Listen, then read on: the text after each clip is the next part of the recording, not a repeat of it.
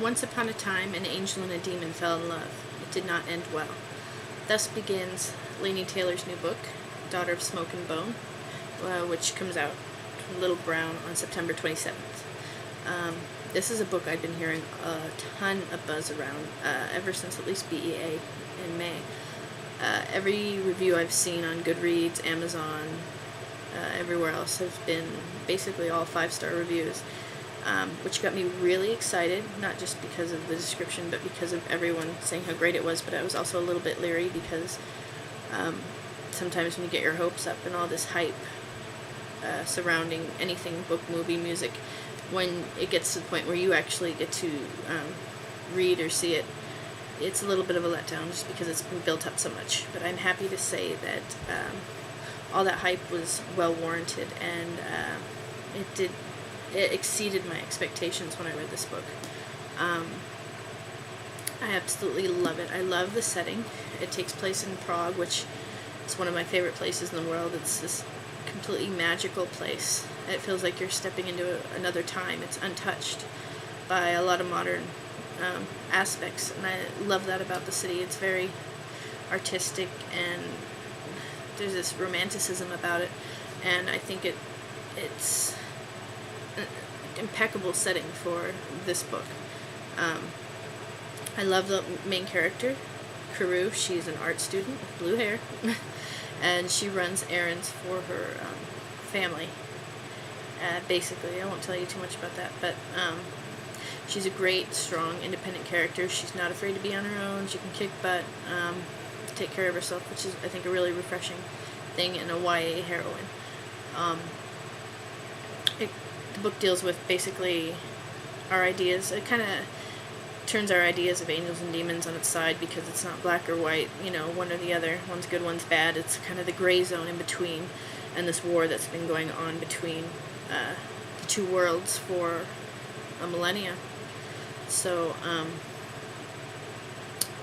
basically Karu gets caught up in this. There's a great love story, which I think is fantastic, and I loved watching it unfold. I couldn't wait to get back to this book. This is one of those ones where, I took it with me to appointments, to outside to read, just because I had to have it with me all the time. I had to know what was going to come next. I'd never read any of Laini's books before, so I was really pleasantly surprised with her writing style and her prose. A lot of it just kind of reads like poetry. It's really beautiful writing, and in fact, I actually ran into Laini waiting for a trolley at Comic-Con this year. I could tell it was her because she had bright pink hair and she had her daughter strapped to her back.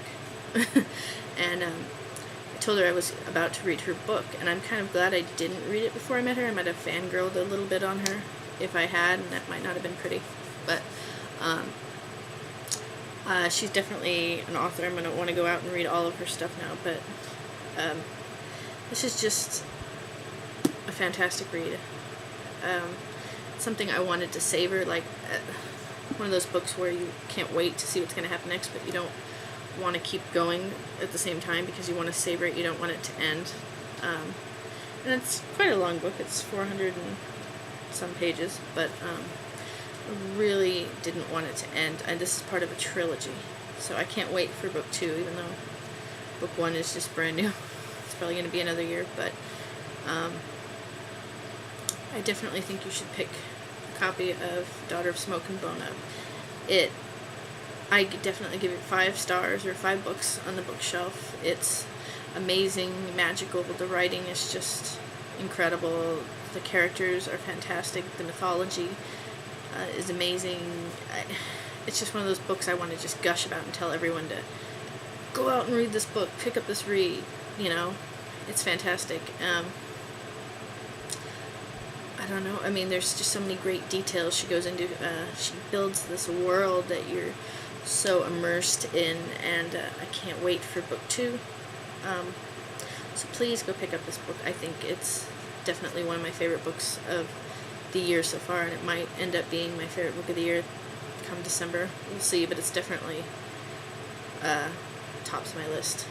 Go pick up a copy.